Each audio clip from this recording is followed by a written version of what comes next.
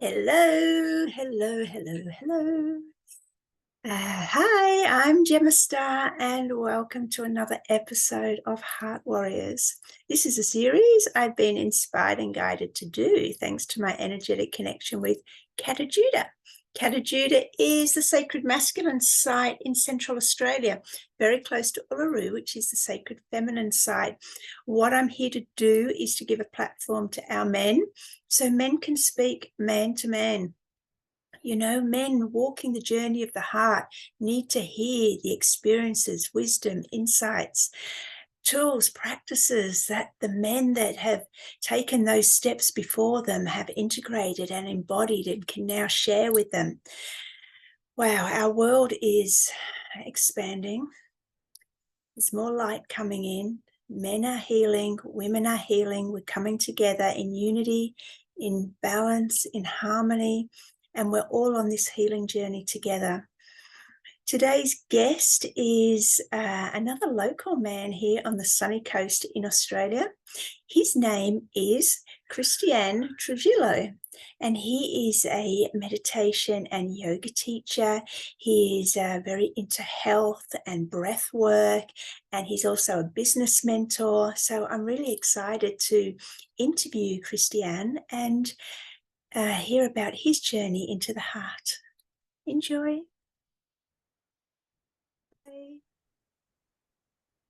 Hello, Cristián. Welcome to Heart Warriors. Hello, how are you? I'm doing really well, thank you. Great. You're here on the sunny coast with us, but how long have you been here? I came here last year visiting. I spent 3 months in September, October, and November, and then I left. I went back to Sydney. I went to Byron Bay, and then I came back in April this year. That's it. So we've adopted you now, have we? Yeah, I have only been here really about 4 months, 4 or 5 months. Yeah, beautiful. Cristián, how would you describe the man sitting in front of us today? Oh, wow. I don't know. I don't know. I never thought about that before. It's very self-referent. I think that today I believe I'm someone who lives from his heart. I live from my heart. I lead from my heart, which brings me a lot of problems sometimes. But when you live from your heart, I think you are connected with yourself and with others, with nature, and you follow your purpose. You follow your own light. I think that's the main thing. I have experienced a lot in life. I think I have lived many, many lives. I'm an engineer, so I have 6 years of formal studies. So I'm still very analytical, and I have an engineering brain. But over the years, for the last 15, 20 years, I have been doing a lot of self-work on myself. Everything mostly just for myself. No, I never thought I was going to work with other people. And yeah, and I develop other skills, abilities that allow me, to connect with people and to serve as well. Yeah, beautiful. Well, let's go back into your childhood and see what shaped you into the man you are today. Yep. So, what would you say was your greatest challenge as a young boy? I guess when I was young, my parents have a lot of challenges between them. So I was hyper aware of everything that what was going on. I think I was very lucky because I always had love from both of them, right? But I was in the middle, so I was observing, and I think that was a great challenge because I had to step up, and I had to become a man very quickly, very fast, in the sense of being aware of reality. So here in Australia, it's different. I come from a different culture where we're all hyper involved with everything. So here, children are high from the truth in many ways. You live in a bubble. So I think that for me, very quickly, I was aware of of life itself and suffering, and that gave me the opportunity, to observe and reflect and just be present, I guess. Yeah. So, can we go a bit deeper into this? When you Yes. spoke about observing suffering, what were you observing? Well, I was observing conflict and the origin of conflict. So I guess it's interesting because I developed as a child this intuition where I would walk in a room and I knew what's happened because I could feel the energies, and I would look at my mom's face or my dad's face, and I knew how to behave to control the situation. So I became like the mediator. I'm talking about I was very little. So um, I I have to, yeah, I could observe people. So I learned how to read people, for example. I could read someone and see if that person was sad, or if that person was happy, or if that person was upset. Um, so yeah, and then I guess at the same time, I spent a lot of time with my mom by myself and with my dad by himself. And they were both super different. So my mom was an academic, she was a teacher. So I would go to school and spend time with teachers and lecturers, and I would go into this highly intellectual place where uh, I was always surrounded by older people. And then with my dad, my dad was working, and at the time he worked on the streets, so I had the opportunity to be out there, on the streets with my dad, and a completely different world with a completely different language and values. So I had this balance of my mom being very super hyper proper, and my dad being this crazy person who enjoyed partying and drinking and having friends. So I guess I had this balance of both worlds, but at the same time with love. So I think I was lucky because even though I saw a lot and I experienced this conflict between them, I still felt love from both of them. So I remember my mom telling me, Cristián, I know your dad and I are having problems and this is challenging. However, your dad loves you. So, and I think that's important. And I always speak about this, the role of the mother.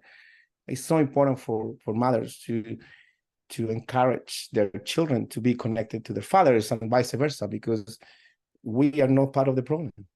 And I think that I was lucky that my mom was wise enough to always keep us connected. And of course, this happened 40 years ago. So now they're still together and they have the most beautiful family. Together, wow. You did a good job. Wow, and I loved what you said about the focus that your mother had in the awareness to keep your relationship as, as open as possible with your father, and that is so important. Having grown up in that situation, because a lot of women actually watch this show as well. Mm. And I usually ask the men to speak man to man, but I think opportunity needs to be taken for you to talk to the mothers from your point of view of how important it is for them to keep the connection as close as possible with the fathers when there is conflict or a family is breaking up. Absolutely. I think the foundation of our society is family, right? We are where we are because we have broken families, and the institution of the family is the foundation of society. That's my belief. And I mean, I would say I cannot change the world, but my children can, because we're already doing this work. It's the next generation. So fatherhood and motherhood are so important to build the next generation and to improve the world. Because we already have all these things in our head. We experience trauma, or most of us. So that's why we're doing this healing work. Otherwise, we don't have to do it. So can we raise a new generation that is clean from that? And you raise a really good point there, because I always talk to parents that they say, well, we don't go to school to be a mom or to be a dad. And I think that the way we have to be better parents is to be better ourselves. So we have to do the work first, so then we can raise children, so we stop passing the trauma on them. Because when a mom or a woman has challenges with men and they don't trust men, that's what they pass on to their children. So then you raise women or men or women that they don't trust men because they always hear the mom talking bad about their parents. And there you have a child who's growing up listening all the time that you can't trust men, that all men are idiots, that you have to be independent, and you don't have to rely on a man, and all these different things that condition the way this little girl, when it's grown up, is going to experience and be open to a relationship. So how will you be open to a relationship or trust men when you hear your mom telling you all the time that you can't trust men? Yes. So it's challenging still for mothers, because you've been hurt deeply by men, and you keep repeating the same pattern. Of course you will believe that all men are bad people. However, the pattern is the person. So usually, people mirror us. So I think it's important to do the work. We have to do the work so we can become better parents and identify when we have pain or trauma or fears, so we are aware. That's why mindfulness practices are so powerful, because when you practice mindfulness, you're aware of your thoughts and you're aware of your fears and your ego and your traumas. So then you have them, but you, as a parent, you can try and avoid pass those on to your children. So it's so important for both, women and men to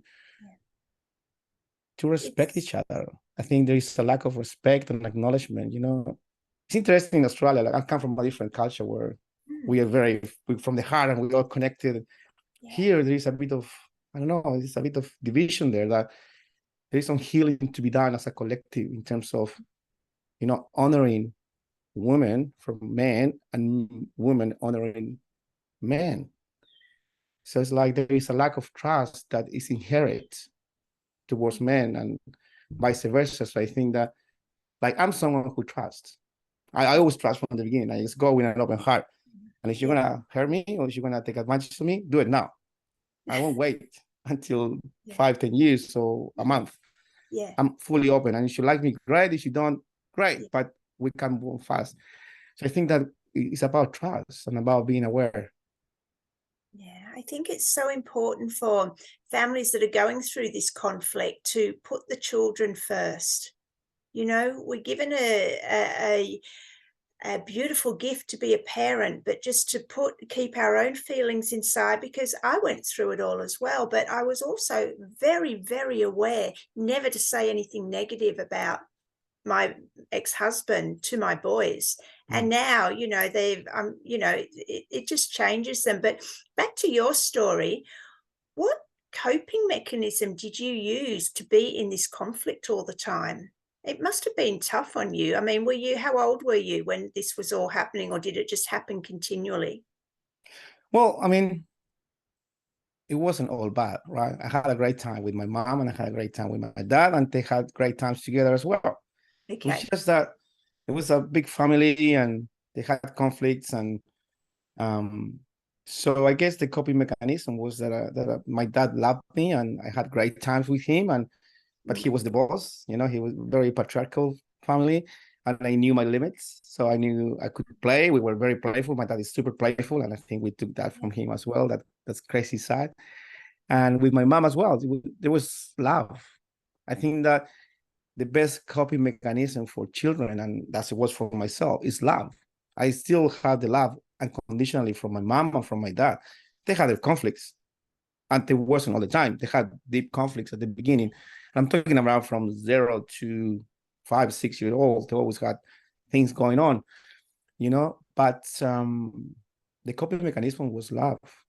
And I think that's the message for everyone and for all of us. We can always choose love. And I think that I grew up surrounded by love, conflict, but love at the same time.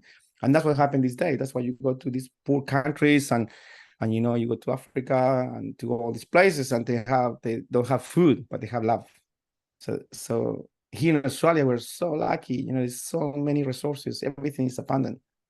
But that's why we forget about being in the heart, because we don't have to. We can just go and buy a ticket to go to Bali or to go to the beach, or So I think that love is the coping mechanism. That was for me, I at least. So you're from, is it Argentina? Chile. Chile. Okay, sorry Yes. about that. I That's for some okay. reason. So I'm really interested what you were saying about, so you grew up in a patriarchal family. Um, and there's a lot of talk about this at the moment in relationship polarity, where the father plays, or the masculine plays a certain role and the feminine plays a certain role. Now, you've experienced Western culture in Australia, Mm-hmm. and you've already said that it's very different. Can you go into this deeper, please, and really give us an understanding of how that works in a typical Chilean family?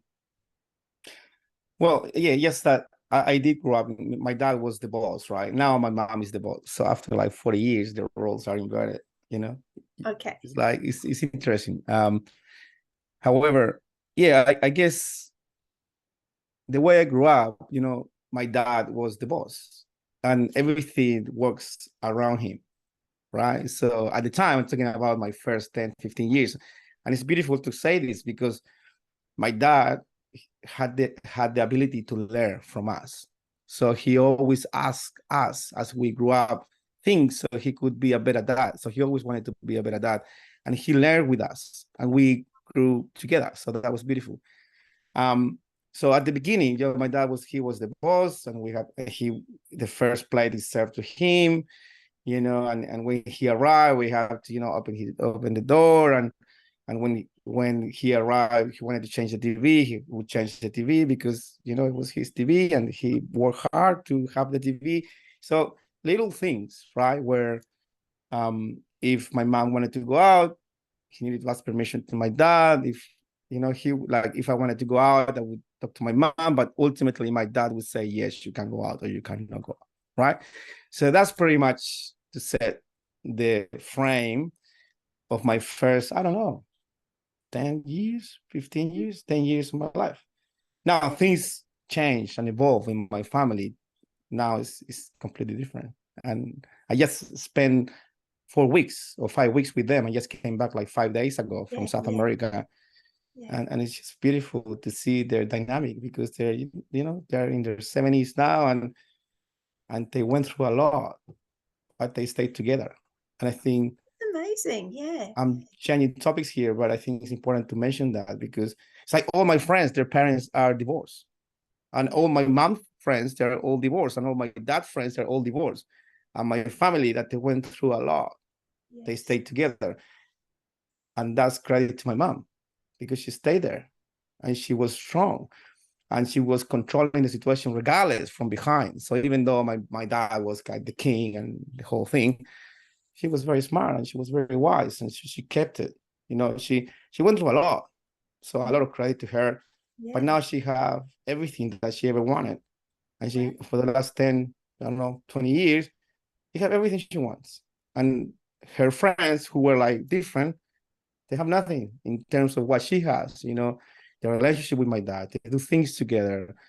We all gather together when I go there every Sunday, and it's a big family, and we you know, have my nieces and nephews, and yeah, a beautiful So, life. what do you think was their secret that kept them together through all this conflict?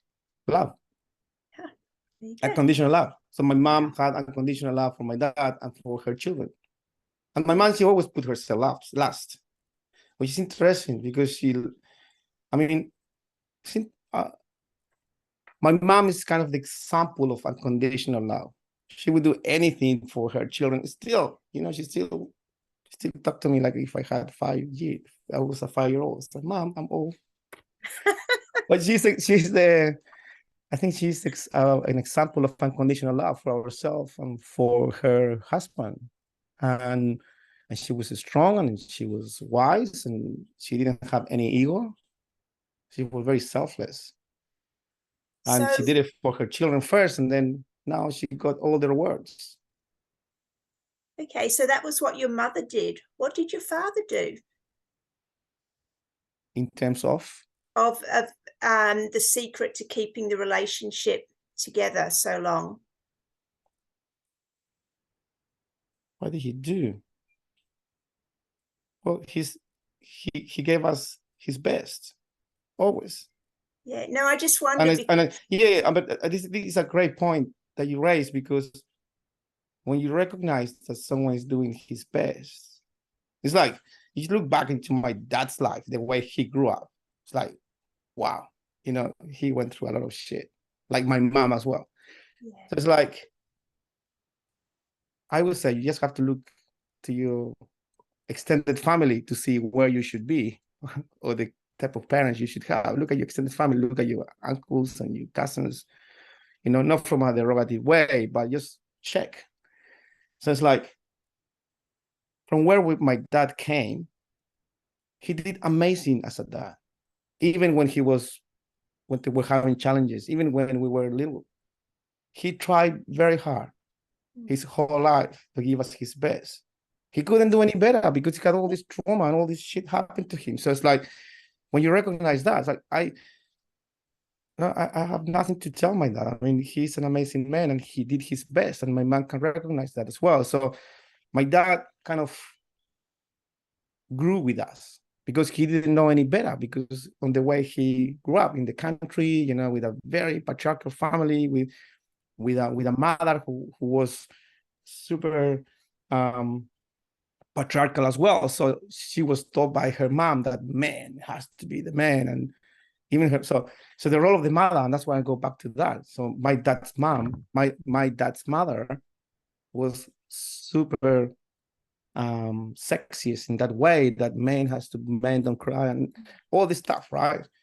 So super traditional. So he did his best all the time, and he wanted to learn. And I think, yeah, if I think about it deeper now, yeah, what he did, he was always open to learn from us and from yes. his wife. That's it. That's it. So your mum had the unconditional love. Your dad had the willingness to grow and evolve and change and learn, and together, that's beautiful. I love that. And that's so powerful. Yeah. Absolutely.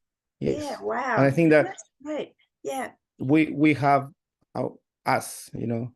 me, my brothers, we have that because we saw it. Yes. And yeah, and Yes. that's beautiful. Wow, that's powerful. Love it. Thank you. All right, let's jump into your adulthood, Christiane. Yes. What would you say was a pivotal moment of darkness or heartbreak? Some experience that where maybe your deepest, darkest moment that things hit rock bottom? Hmm. That's a great question. Um, I think it only happens last year, and it was, yeah, I think it was the experience that allowed me to say, okay, I'm ready to do this work with people. And I'm gonna explain that quickly, because I always been told you have these gifts, you should work with people, and I have been training for years, in all these practices for myself, and I knew that I wasn't ready. I knew I'm not ready for this. But what happened last year, it showed me the things that I didn't know that I needed to sort in myself to step into my power, right? Yeah. Um, yeah. So last year I met someone, and she was the one, right? She was the one, and basically, I left everything behind because she was the one. So before that, I was living in Sydney. I lived in Sydney for 15 years. I have been in Australia for 16 years now. So I was living in Sydney, 15 years in Sydney, and I was running a business, a video production agency, and I had my friends and I had my network, and I was working in corporate. At the same time, I was doing all this mindfulness work on myself and being part of many groups. But I wanted to live that life. I really wanted to live my life. So for the last 2 years, I was doing the work, I was shutting down the business, and I was planning my escape Ah, on this new life. yeah. And it was very difficult. When COVID came, it was great because it allowed me to be lazy. I left my employees running the business, and I went out camping and I connected with nature. And that's how I met this this beautiful lady. So we connected, and I thought she's the one. And we went to live together, and we started traveling, and we had plans of having family and children. And she was completely different to any other ex relationships I ever had, and I'm still, deeply grateful from every relationship I had. Amazing woman all the time. I've been super lucky. She was different, so because she was different, she triggered things in me that have never been triggered before. And because I was different for her, because I was the one too, I triggered for her things that have never been triggered for her before. So we decided to go on this camping trip. We were living in, the Northern Rivers. We came to Queensland. This all happened last year. And camping, we started triggering each other to the point that we realized, that's it. This is going nowhere. We need to break apart. So we broke apart. She left back to here in Queensland to her family. And I stayed camping in Queensland all by myself. And for the first time, I was there by myself in my camping four-wheel drive, without the business, without my friends, without my house in New South Wales. By the time it was COVID time, so everything was locked down. I couldn't cross the borders. I was here by myself. Yeah. Without my friends, without my lovers that I had back in New South Wales. So I was lonely by myself. And I thought, wow, I don't know what to do with my life. I was like there. And I thought, okay, I have two options. I could go to a bar, I could drink, I could go to a dating app and find someone and have some fun, meet people. I could do all these things, or I can do the work and figure out why I put myself in this situation and what is this pain that I'm feeling. It's very similar to pain that I felt before when I was a child. Okay. So I did the work. I contacted all my healers, my shamans, my spiritual coaches, and I was working with 3 or 4 people at the same time. So I did this very intense deep work. I was doing work by myself, on myself. I was doing the Reiki, the journaling, energy work, breath work, and I was just doing the work plus working with other people. And I was like, why do I feel this way? I always had love in my life. And I realized that the feeling of being by myself was something I didn't know how to cope with, right? Being lonely. And that's something for me, that's kind of my biggest fears. And it was controlling my life until then. And I realized that I was by myself, and that feeling lonely trigger, I couldn't live if I was by myself.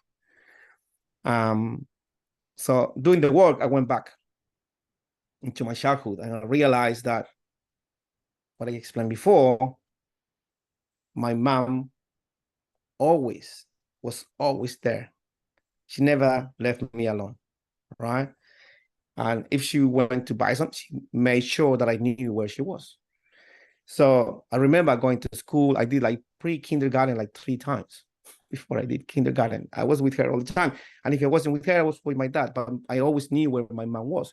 So my mom was my certainty, right? She was my foundation for me to feel certainty and feel complete and happy. Right. Yeah, at one point, I did pass that into relationship, into women, into my partners or girlfriends, So at the time, I lost my certainty when we had this breakup. I lost my certainty, and I felt like I can't live, right? Because I lost that. So I connected the dots, and I did the work, and I did the healing on my inner child that needed someone next to him to feel that certainty that allowed him to feel safe. So I realized I was feeling unsafe because I was left by myself and I had nothing else. Because even when I left Sydney, I left everything. I left all my certainty. I had no house. I had no business. I had no income. I wasn't working for about 2 years. And it was okay because I had someone next to me. Now, when this person left, I felt like I had nothing. And that was the process that I healed. And I thought, okay, now I'm ready. I remember going back to one of my Wait a minute, I'm going to healers. pause. And there you are. You come back. The screen went black for a moment. yes, that's the camera went off. So I went back to one of my healers and she said, Cristián, about time you realize this. Like, I've been waiting for you for the last 3 years to figure this out. So yeah, I think that was one of the darkest moments, because I felt lonely. I didn't know what to do. But it was great, because I think that I've done so much work on myself, so many courses and seminars and retreats and trainings. But I think here I experienced the greatest growth in my life, thanks to this person. So I'm deeply grateful to her, because of her, I could step into this, I could heal my past, and I became a better man. So now I can be a better husband or father when the right time comes, Yeah. So yeah. Oh, That well, was very we'll long. go So deeper into this, but I just wanted to clarify something, and for other people living outside yes, Australia. So is it yes, correct you're saying, so you were traveling with your partner at the time and you were coming up from New South Wales into Queensland, and then because COVID was on, they shut the borders and you were stuck in Queensland? yes. Right. So So we were on I our mean, we way know to because Luru. they closed the border for 6 months, 4 months, Yes, and we just yes, couldn't travel across the border. I mean, so anyway, but as it was, that was the catalyst for you to actually spend this time alone and then do the inner work to understand where the emotional discomfort was coming from. yes. Fascinating you say that, because I'm an only child, so I'm so used to being by myself. In fact, most of the time I'd rather be by myself than, with people. But let's talk to other men that are maybe feeling this loneliness and this uncomfortableness of being able to spend time alone, because I do think that this is very prevalent in our society, but we're going to direct this to men. Can you please speak to those men, Cristián, because you understand where they are now, and give them some hope, give them some direction, give them something to propel their journey, their healing journey forward? Well, I guess there are two elements here. I think we can only find the truth in silence. And that's a very scary place, especially if you have experienced trauma, or you experience a bad life, or you have some past bad memory.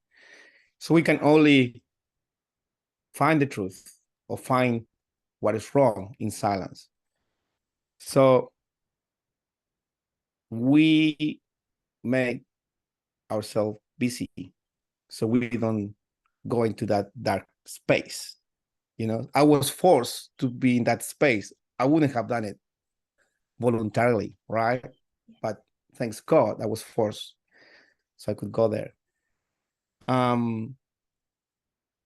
So yeah, it is very important to spend time by ourselves, but it's important as well to have some support around us, around you, so you can have some guidance to direct, that time or that healing or that experience to the right place.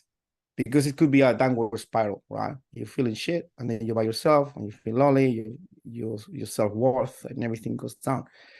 So I think that for me, the key is to do the work in that space, but you need support.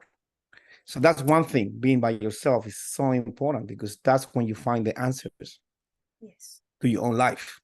However, community is also super important. So when you are by yourself by choice, it's super different to when you are by yourself because you have nowhere to go. Right. And I think that when you are by yourself, when you have nowhere to go, it's very important to build community first to support you in that space. So then when you feel supported, when you have the guidance, when you are connected, when you feel connected, then you can go in silence by choice and find the answers. Connection with everyone starts with ourselves first. And that's what I teach a lot. It's like, before we try to go and connect with others or in a relationship. This is for men and women. Before you want to go in a relationship, it's very important to connect with yourself first, because if you're disconnected here, you're gonna just leave from here and you're gonna connect from here, and that's gonna go nowhere. You're gonna have very beautiful intellectual conversations, or you're gonna connect because of your traumas, because of your experience, or you're just going to argue. But we need to connect first, so then we can connect from our heart. So we connect with ourselves and then with others. But for that to happen, we need community, we need support, we need guidance, and we need time in silence as well. I'm not sure if I'm answering your question Oh, very well. that is so powerful. I love how you said that, because obviously, as you pointed out, the man that's uncomfortable in the by being alone can either, well, spiral up or spiral down. So you brought that differentiation out, which was so important. So the man who is spiraling down needs to focus on community first, build up a support structure, and then Yes. he can start spiraling up and spending more time in that aloneness, that silence, to find the answers. Is that correct? Absolutely, yes. I think So that important. we are social beings. We're meant to be around people and build tribe. Everyone needs a tribe and sit around the fire to share stories and to share problems and to listen to each other. You know, it's so important. Community is so important, building communities. And if you are lonely now and you're listening to this, look, there's so many communities out there. You know, just Google it. And if you don't have access to the internet or Facebook, there are so many groups. There's always community groups, you know. And what happens is that those communities are always open to receive people, to connect and to let you in. Because most of us, we have all been there, you know. And then if you are by yourself, you just create your own community. You know, I've done that Yeah, myself. that's a good You know, it's one. like no one knows me here. Okay, I'll put an event and invite everyone. And Yeah, then I know everyone. yeah. And that's what I've done here in the Sunny Coast. I'm very new, and I think Mm, I'm very well connected now. But that's because I reached out. I went out there. yeah. You know, I came here only very recently, but I put myself out there to the service of others. Mm, And I think that one key, if you feel lonely today, just go out there and help someone. You know, the reward you will get in your heart is so important.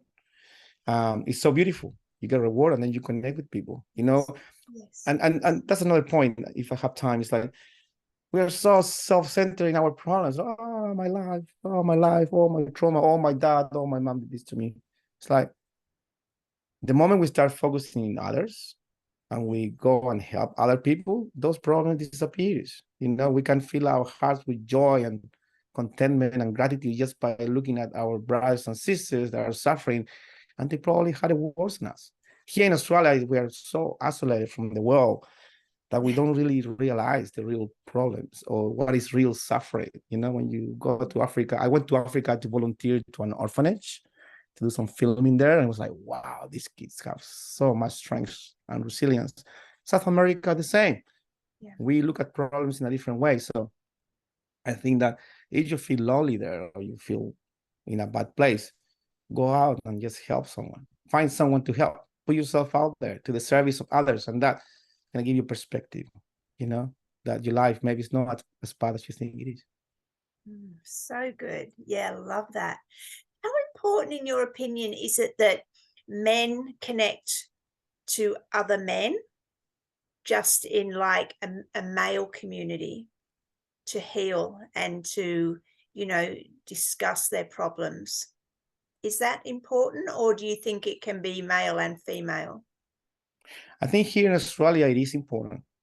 It is important because um, there is no space for men in Australia to speak. Like, I'm going to go back to my roots, South America. You know, we speak from the heart all the time. So it's like we catch up with friends, male or females, and we just talk.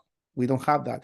Here it's more difficult for a man to talk openly from the heart in front of a woman because, you know, there's a lack of trust. So it's like, so creating those instances where men can just sit together and talk and hear other men and open up. You know, like men's circles are so important. I've been part of a few here in the Sunny Coast. I think that is super important for men to sit and talk to other men from the heart and just be listened to or listen to other men, because we all have similar experiences, we all have similar experiences. So it is important, but it's also important to connect with women and have those mixed groups as well. Yeah, that's what I believe. Thank you. What would you say is the biggest collective wound for men? Well, you might want to break it up. Men in Australia, is that a different collective wound to men in Chile? Or do you think men all over the world have got one main collective wound? What would you say that was? Yeah, look,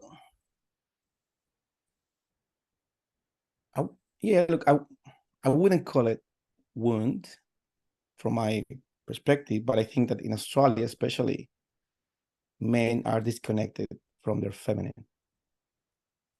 So I think that a strong man, Are you a saying? masculine man, is a man that is also connected to their feminine. So I think there is a lack of that, and that's come from, parenting here. Men are men and women are women, but there's a lack of that here. We don't speak from the heart in Australia. It's very difficult. Here in the Sunny Coast, it's a bit different because it's a very like-minded community.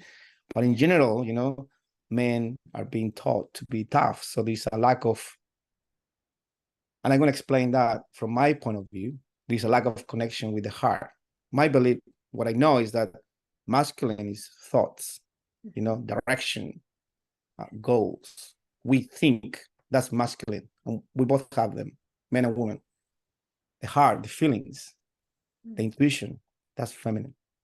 So I think that we men in Australia were very here, but it's a disconnection from the heart. So it's about allowing those feelings to come through. So then we become tougher and tougher and tougher. And then it's very, very, very difficult to feel again. This start getting very hard, like a rock. So I think that's a wound, not just here, but everywhere, that we need to acknowledge our feelings and allow ourselves to feel. We live in a very masculine society, regardless, that has told us to think, to not feel, because we need to get shit done, because we need to succeed, we need to work, we need to generate money. And this is for men and women. These days, women are in the same place where they want to succeed, they want to compete with men, they want to show that they're also capable. All of those things are masculine energies. So women don't realize that their feminine power is like their ultimate strength, and that's why, it's like you have this power, you have your intuition, your heart. It should lead from the heart. No one can stop you, right? And that's for men and women. We men, we can also lead from the heart, and still have a strong masculine. Like I know for myself, I have a very strong feminine. I'm super soft and feminine, but I'm also have a very strong masculine. And when I have to step into my masculine, no one stop me. And that's why I get shit done. And that's why I move the way I move. And that's my strength. But I also connected with my heart. And I think that's a gift that I owe to my mother and to my dad, who is also connected to his heart as well, because she cultivates that connection with my heart. And that's a wounding that lots of men don't have because their mothers, they don't cultivate that connection with the heart in men. And we need more of that. And for the next generations of children, for my children, I'll make sure that they are in their heart. Because it's okay to feel, it's okay to cry, it's okay to, and we need to allow ourselves to feel a bit more, men and women, I've got two questions. So one, how can Australian women, let's just say, because this is your current experience, how can we help our young sons get that connection into the heart that you experienced growing up in Chile? Let's start with that question, because I've forgotten the other. Oh, yeah. And then how can men who haven't had that upbringing start connecting to their heart? The first one is or how can mothers cultivate in their children to be more connected to their hearts?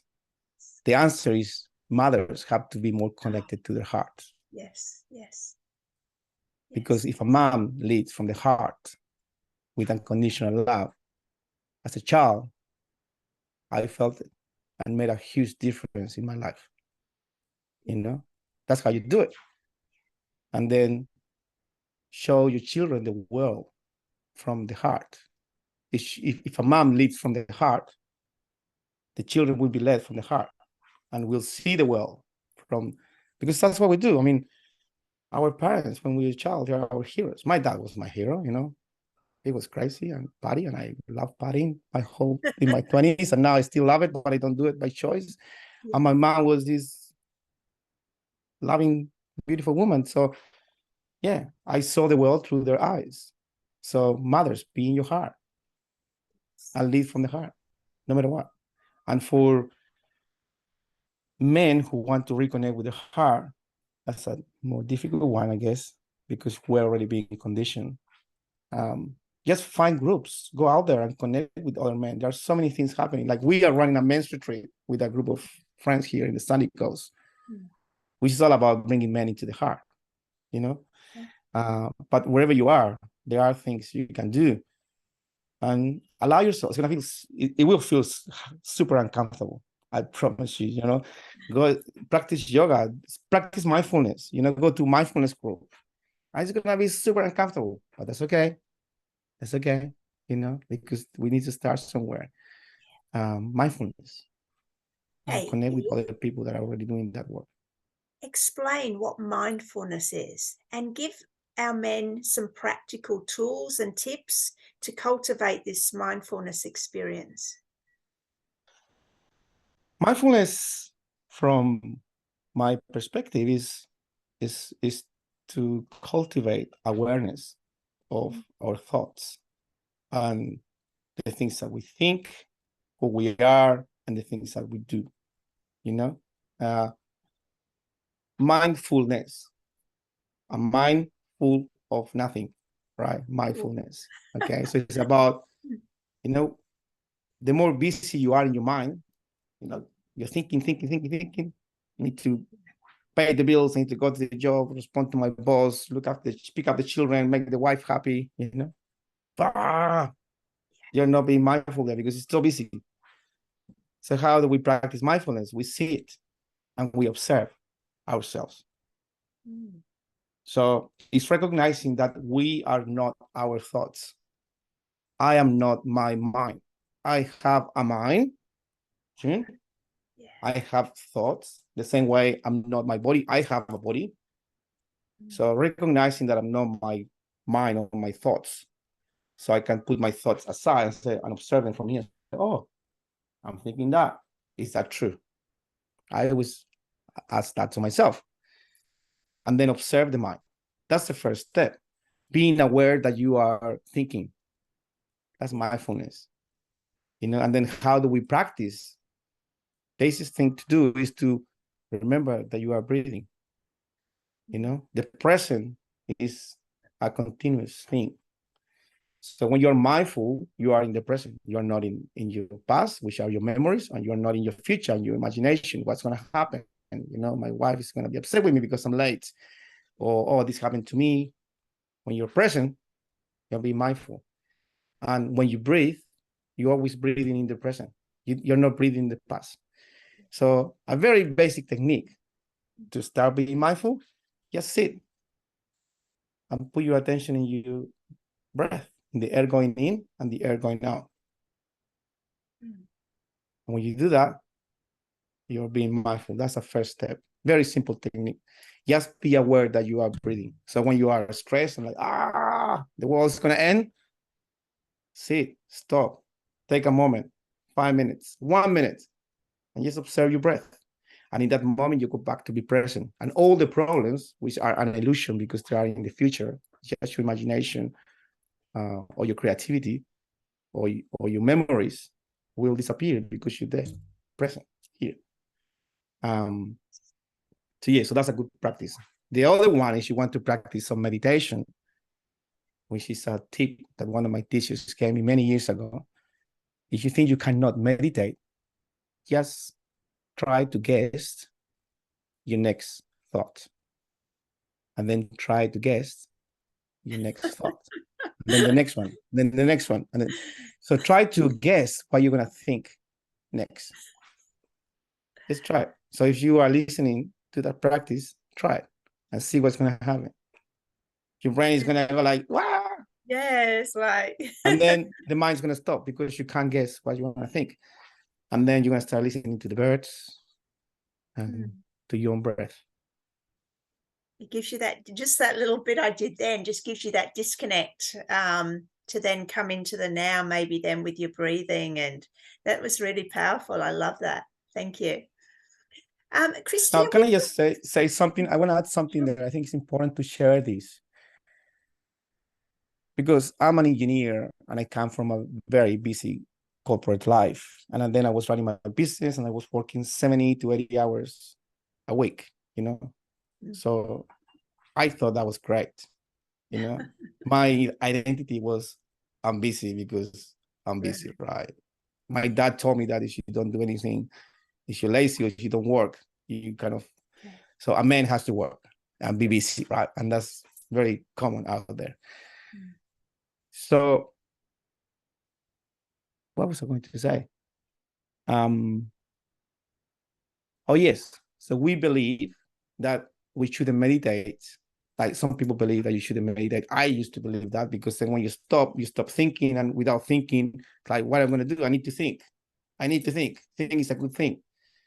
It's like, yeah, but the right thoughts. So when the mind is busy, it's like a full cup. You have your full cup with all your thoughts going out there.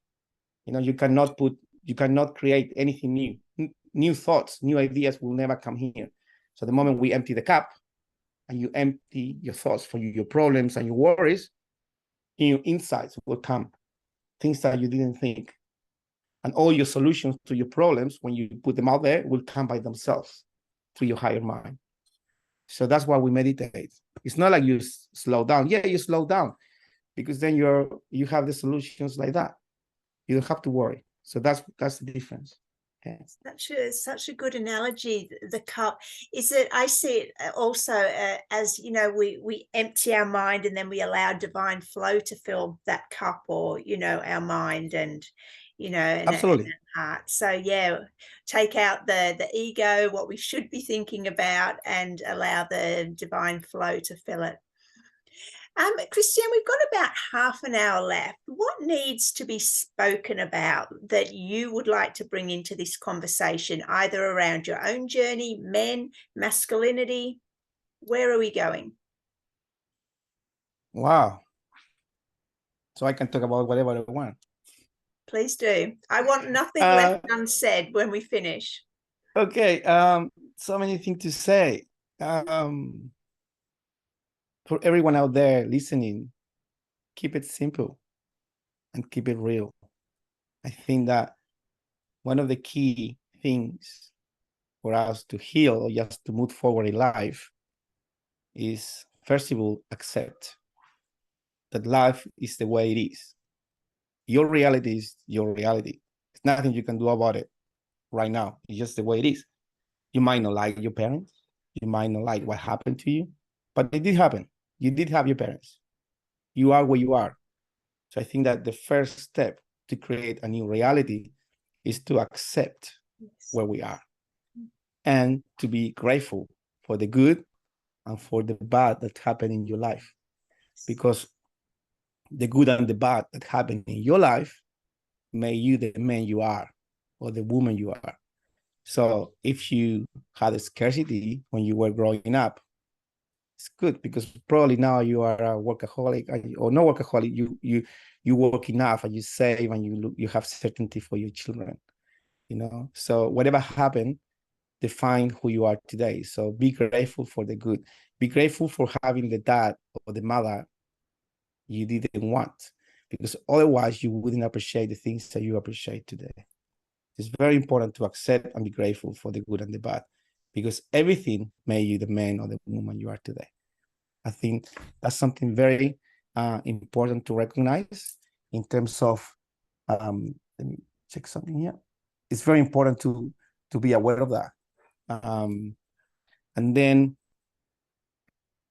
yeah, we live in this life. We live in this 3D world.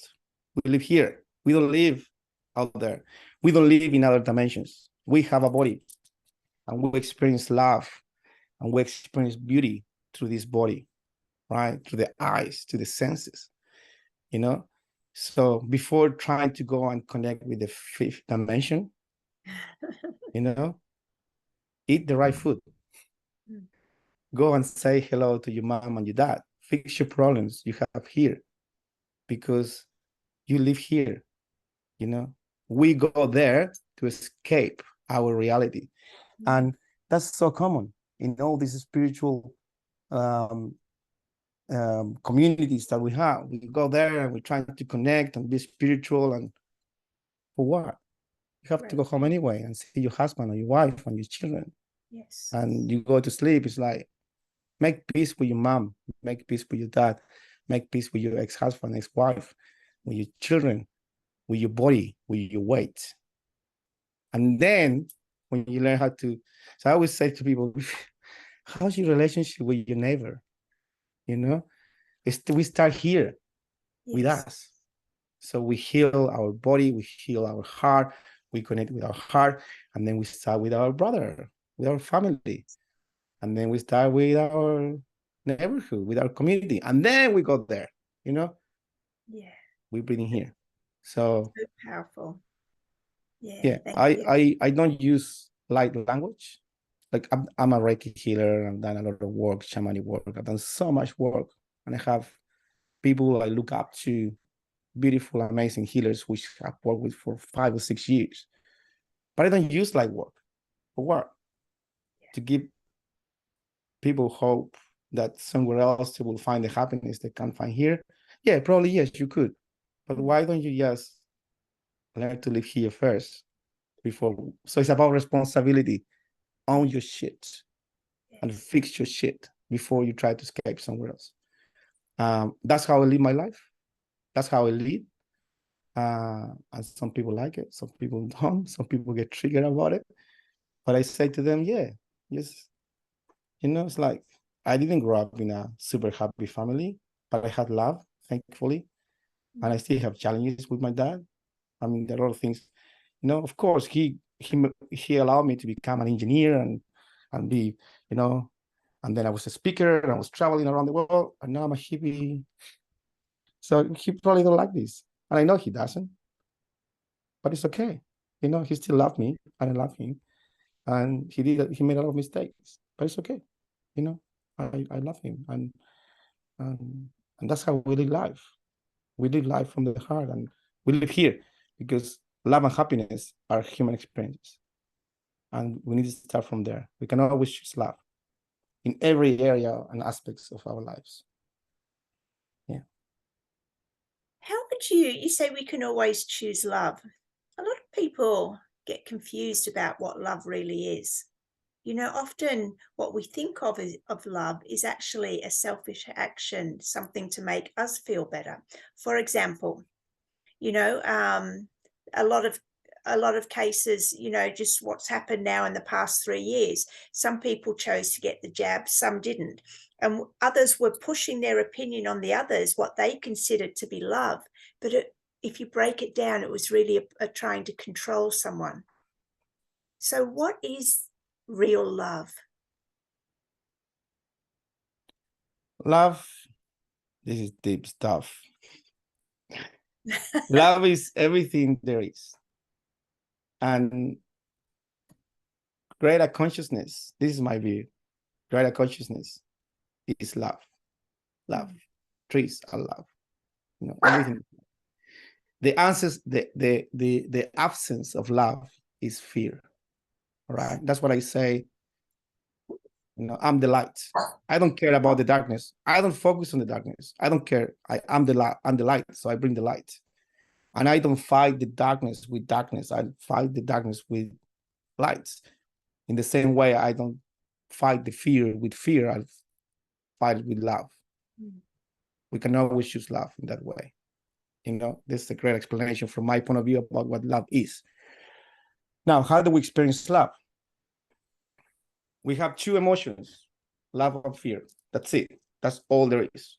And we experience that in the tummy, when you have butterflies when you're in love, or when you have to speak and the tummy and you need to go to the bathroom. Yes, that's fear. So two emotions, love and fear. Now, how do we create feelings? Whenever something happened to us, we have a thought. Someone did something to me. And based on my experience, based on my trauma, based on my triggers, based on what I know, that thought will trigger two emotions, love or fear. So someone on the street tell me, oh, you're an idiot. Okay. Because something happened to me, I connect that with fear. So then I feel upset, I feel sad, I feel angry, and then I have a feeling in my heart. The feeling comes here. Yeah. Now, if I choose love, because I'm aware, because I practice mindfulness, I say, okay, hang on a minute. Maybe this person never had love. Maybe this person is having a bad day. I'm going to choose love. So the same thought, I choose love. Now I experience compassion. And that's my feeling. That's what I mean by that. When something happened to you, you can choose love and the feeling will change. You, instead of feeling anger, you might feel compassion. That's how you choose love. Now, making it more real. When you love yourself, you don't walk around saying, I love myself. I'm having this cup of tea because I love myself. I'm taking some holidays because I love myself. No. When you love yourself, you just love yourself. You're not walking around saying to everyone, I love myself. I've been to this workshop. I always try to go to random stuff. So self-love workshop. And say, well, you have to write, you love yourself. Well, I guess you have to start somewhere. But real love, real love for the self is about going deep inside and recognizing that you are whole, complete, and perfect. And for that, we need to remove the conditioning and the wounds and our fears. It's like for me, I'm still not there. I still keep doing stuff when I see it, I say, why did I do that? Because I don't love myself enough yet. So it's an ongoing work. And how do I love myself a bit more? By being more mindful, by keep doing the work. That thing of saying, I'm going to have a cup of tea because I love myself, because I deserve it. That's the ego talking to us all the time. I see my ego talking all the time. The more work I do, the more I see my fears. The more work I do, the more I hear my ego talking or my triggers all the time.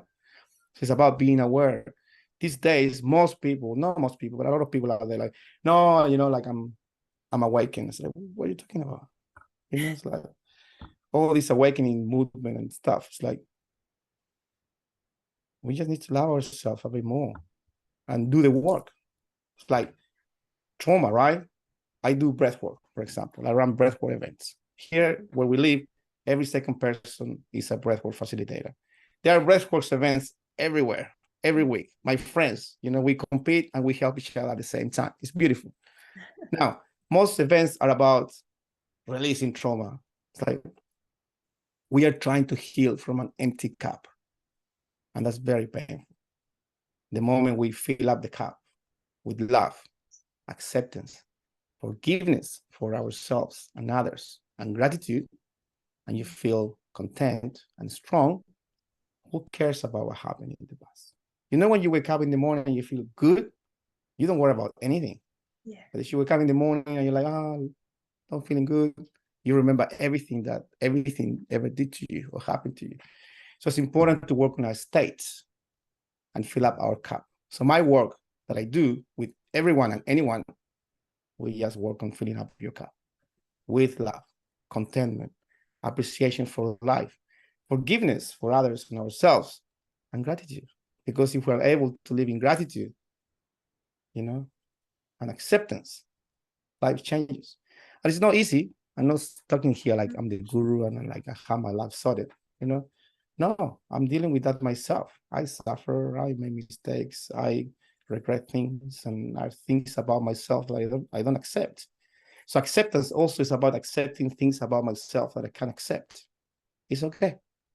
And that's how we remove all the friction of life when we're trying to make things a certain way. It's like when the monk go to the master and say, when the master said to the monk, for you to stop suffering, you have to stop desire. Okay. So the monk go to a rock and start meditating because the monk has the desire to stop desire. And that's a desire on itself. Yes. So what does the master say? Well, just stop desire as much as you can. Right. And that's the acceptance. Accept as much as you can. And then accept that there are other things that are not right, but accept that as well. And then when we get to that conclusion, we realize there is nothing to heal. We're good. We're perfect. And that's the ultimate truth, I guess, for me. That, yeah. Yeah, that love. was beautiful. Thank you. I'd like to jump back to something that you said earlier when we were talking about when men start to come into the heart energies. And you said something like it'll be really uncomfortable or really painful or something. How do they work through that? So, they're taking the step, they want to connect more to the heart. It's painful, it's uncomfortable. They want to run away from it and get back in their head.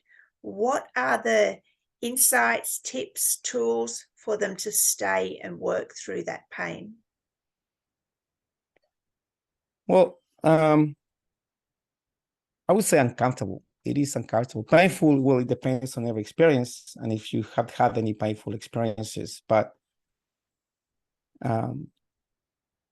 my belief is that most men want to be in the heart.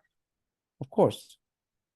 It's like, I know when I go to Chile and I arrived there and we are disconnected with my dad for like 3 years. He gave me a hug and he's very emotional and he want to say things from the heart, but he can't. And I know that most men wish they could speak from the heart more and they could be more in their heart, they could express more emotion. They just don't know how because they haven't practiced it before, because they were not nurtured in a way that it was normal to do it. So it is uncomfortable. And I think that we have been told that vulnerability is a weakness. So it's about recognizing that vulnerability is the ultimate strength. And we have been told that. So men fear being vulnerable because as a society, we have been conditioned that if you show that you have emotions, you are a weak man, right? So it's about learning as well that, showing vulnerability is a strength. A man who can stand in front of people and cry and don't give a fuck about it and be strong anyway, it's the strong man because they don't care. And it's like, yeah. So there are many aspects to this. It's about learning. It's about reading books. It's about connecting with the right people. And this is a very important point because we have a tribe. And most men who recognize there is something more, they want to step up, but they have a tribe, they have friends. Yes. So the moment you start going to these things, oh, look at you, you're going to this yoga thing, it's like, oh, it's like we need to start building new tribes with like-minded people. That's why community is so important. Finding support with a group of people where it's okay for you to express and you won't feel judged. No, who cares anyway? But I understand that when you are in a tribe of men, when you go to the footy and to go to drink beers, and then suddenly you say, I'm doing this, or it's difficult because you might be mocked by your friends. And then what happened? The moment we start doing work and we start being a bit different, people who love you, your friends, will put you down. Not because they want to put you down, because they don't want to lose you, right? They want to bring you back. So we have to be strong enough to do two things: leave our tribe or bring everyone else with us in our journey. So yeah, that's my view. That's beautiful. Apologies for my dog. I think the postman's That's okay. at the door. Barking away. Yeah, you know that I just love this awareness around that you've got, Cristián, around coming into the heart, and you can express it so well. It's such a beautiful journey. Let's talk about yoga. Yes. How would you explain what yoga is to a man who thinks you have to be that's something for flexible people, or that's something for women, or, you know, spiritual gurus? Bring it to earth and give the grounded masculine version. Okay, so I am a yoga teacher and I teach yoga, beginners yoga. I'm probably the most stiff beginners, so the more stiff yoga teacher in the world. I'm super stiff. So yoga is a mindfulness practice that has been practiced for thousands of years. Yoga was created 5,000 years ago for men, by men for men. So yoga was a practice for men initially, right? Women were not allowed to do this. Yes. Of course, like many other things that were privilege of men. So yoga is a mindfulness practice and it's a spiritual practice. However, you don't have to be spiritual to practice yoga or to get the benefits of practicing yoga. You don't have to be flexible. You don't have to have any body type, any body shape, or wear any particular outfit. So yeah, yoga is a mindfulness practice. Give me 1 second because this is making some. Can you hear the noise? Shall I pause? I can't hear, no. Okay, good then. So I go back. Yeah, so we don't have to be flexible. We don't have to have any body type for yoga. Yoga is the first ever personal development practice ever developed in the world. It's a system, it's a science, and a practice. Okay. So yoga is for everyone, and everyone can benefit from the practice of yoga. Of course, we have some physical movement, we have the breath, like breathwork is yoga, is pranayama. So when you're doing breathwork, it's yoga. Meditation is yoga, concentration is yoga. Okay, so it's a mindfulness practice that involves everything. The word yoga itself means union. Yes. Okay, so ultimately it's union with everything, union with divine, with the greater consciousness, or whatever you want to believe, God, nature, right? But for me, union starts with ourselves. So the first connection you do when you practice yoga is the connection with your heart, right? Because if we are disconnected from our heart, we cannot connect with the other. We cannot connect with nature. We cannot connect with the universe or God, whatever you want to call it. So yoga allows you to connect with your heart in many different ways. Because when you practice the physical practice, which is called the asana practice, you have to be present in your body. So the first thing that yoga does, that you from the mind, from all the busy mind, so you're busy, practice some yoga, and you have to make some poses. And those poses, for you to get to those alignment, which are made in a way for the energy to flow and for you to build strength and flexibility, not just in the body, but in the mind. Okay. Yeah. Now, do you have to be flexible? No, because basically you achieve flexibility with time. The flexibility of the body is aligned with the flexibility of the mind. And when you're there, when you're present, you stop thinking about your problems. And then you go into breath work or pranayama that allows you to energize your energy body, and then meditation to calm the mind and everything else. But yeah, it is a beautiful practice that I started practicing yoga. And when I started practicing yoga, I realized that everything is in yoga. That's why I became a yoga teacher, because I've done it every single course out there, mindfulness, spirituality. And then when I started practicing yoga, I realized, wow, everything come back to yoga. Yoga has the principles we need to live, in integrity with ourselves and others, has the physical practice to keep our body fit, has the breathwork techniques that we need to energize our body and to clean our energy, has the concentration that we need to focus on the right things, meditation, so we can receive insights from somewhere else, and then you experience ultimate bliss. So yoga is a step-by-step process to achieve ultimate well-being in our body, mind, and spirit. Amazing. Now, I've done the Bikram for 20 years now, and Wow. I do notice that there's quite a lot of men that come into the Bikram classes. But what would you say for a man who's like, okay, I'm ready to explore yoga? There's many different types. Where would you advise that he start? Wow. Great question. So yoga always gives you what you need. Every time you're practicing yoga, whatever challenge you experience on the mat are the challenges you are experiencing in your life. So that's why it's very important that we practice the type of yoga that we don't enjoy much. For example, a person who is in the masculine, especially a woman who is here masculine, in the mind, physical, very active, to find balance, you need to calm down, going to the heart. Yeah. Someone who's very in the heart and very feminine and too soft and need to take action, need a bit more of energy to go and move the body.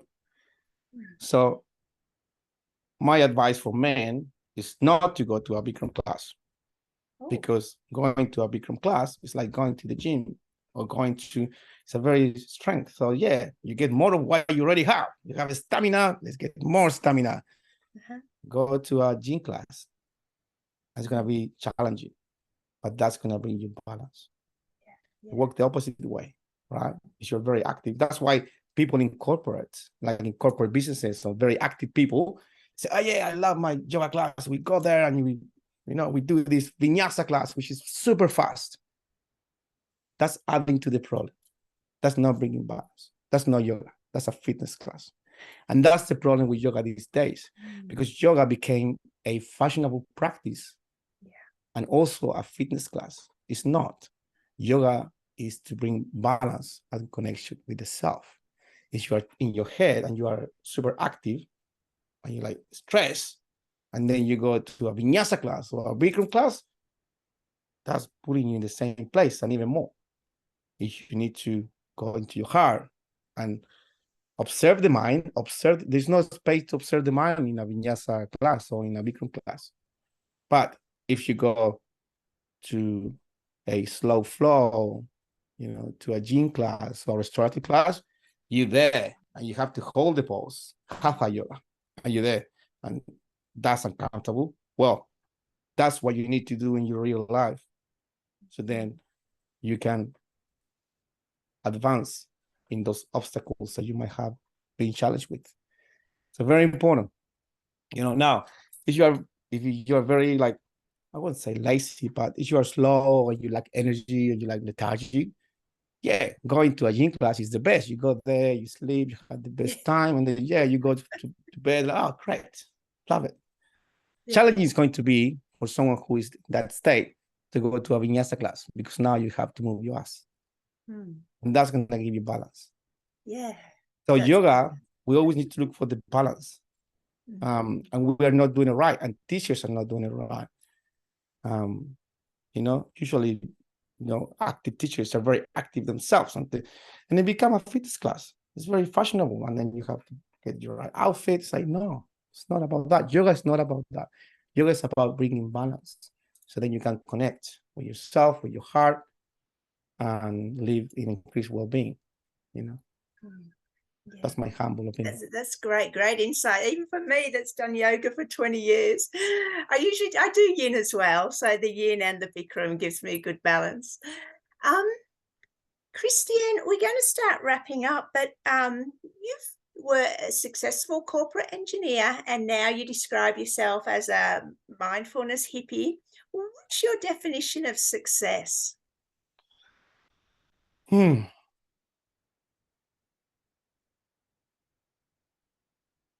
Success is living the life you want. Yes. The way you want it, whatever that means to you. Um, yeah, yeah, it's just living the way you want, the life you want, do the things you want, spend the time with the people you want to spend your time with, go to the places you want to go, eat the food you want to eat, travel, whatever you want to do. That's success. I'm successful if I'm living the life I want and I have everything I want. And then you can compartmentalize that in different areas, right? Finances, relationships, friendships, career. Do I have the career I want? Yes, I do. The finances. Yes. Relationship, friends. Not quite yet. Family. I want to build my own family. I haven't done that yet. So I'm not there yet. But it's about living the life you want in your own terms and being grateful for it. Now, we can do that now in an instance if we accept everything we have. So Yes. then success is an illusion, really, right? I'm successful because I'm alive and I'm breathing. I'm talking to you and I'm having the best time. I'm here now. So success, we condition it a lot by tomorrow, the future, But now I'm in the place I want to be and I'm having a beautiful conversation and in my heart. And it's like, wow, I'm emotional right now talking to you by saying these things. I feel the love going through my body. I'm inspired and I feel successful in this moment because I'm feeling super like the energy is flowing. It's beautiful. So The powerful. rest is still an illusion, as I said. But if you want to live the illusion, which is part of this world, it's just living the life you want. Yeah, what you just said then about, we can go and chase success, it's out there somewhere, or we can bring success into now, what we are today, through acceptance and gratitude. And that was Yes. beautiful. Yeah. Cristián, where can people find you? And I'll drop any links you've got in the description below. You can find me online on my Facebook page, Cristián Trujillo, if you can pronounce that. But find me on Yandina Yoga and Breathwork. That's my Facebook page and my Instagram, Yandina Yoga. You can find me there. You can follow me there. Basically that on social media. I live in the Sunshine Coast in Australia, but I do run online things, so I'm accessible everywhere in the world. We run a weekly mindfulness and breathwork session every Friday at 6:30 in the morning, Queensland time. And which is the first session is Thursday with the rest of the world. so that's the free session is free if you want to try it. And we talk about mindfulness, about all these things, and we practice meditation, breathwork, and I run events all the time. People know me here.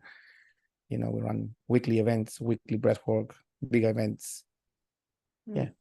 Yeah, And I'll drop all those links below. Great. Okay. And I do coaching as well, like one-on-one coaching as well for anyone who. Yeah. Cristián, what's your final message to men?